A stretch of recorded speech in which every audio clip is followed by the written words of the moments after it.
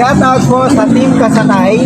Hindi kahit po kayo pumunta dito sa aking Parisan, Liwanag Overload. Thank you. Balutin mo ako ng maayos at walang nakatingin.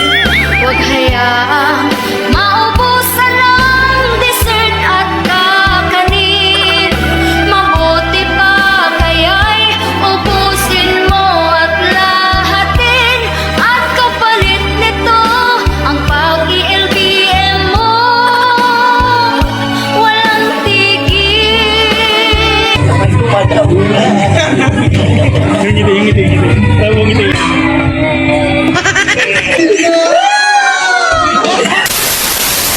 Good morning and good day sa inyong lahat. Yo, nung makikita nyo, nandito nga pala kami ngayon sa Liwanag Overload Pares dito sa may San Pedro. At kasama ko nga pala si Diwata dyan, yo. At meron din pala talaga ditong dikitan ng sticker kaya agad-agad namin dinikitan niya. Ang dahilan nga mga kasakay ko ba't nandito kami ngayon sa may San Pedro dahil nagpabinyag nga pala ang isa naming kumpare na si Homer Miranda. At pagkatapos po namin sa simbahan ay dumuretso na kami rito sa may San Pedro. Dito po kasi yung pinaka-venue niya. At syempre papauli ba naman ng Diwata namin dyan pag sa kainan? Tamang kain na naman ng Diwata. Ano talaga? Naka-wings? Naka-wings? Ano agad? Likig. At yun na nga pala guys, si paring Homer. At nga guys, na makikita nyo halos mga taga-timbaw lang talaga ang tao dito. Yun, talagang arkilado.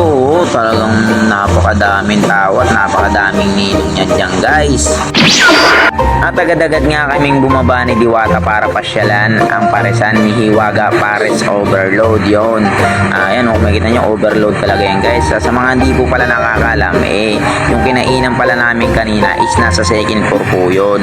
At bumaba kami para pasyalan ang kanyang Parisan. Tingnan nyo naman guys, napaka-overload niyan. Talagang hindi kayo magsisisi dyan. Sa sabaw pa lang, panalo na. At nalaman nga namin at nadiskubre na iisa lang pala ang may-ari ng kinainan namin sa may second floor at dito sa may Hiwaga Pares Overload. Balutin mo ako ng maayos at walang nakatingin. Huwag hayaang maubusan ng dessert at kakanin. Mabuti pa kaya'y ubusin mo at lahatin. At kapalit nito ang pag-i-LBM mo. Walang tigil.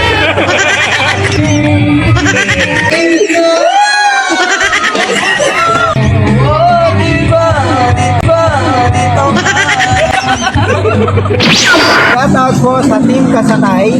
Hindi kahit po kayo pumunta dito sa aking Parisan, Liwanag Overload. Thank you.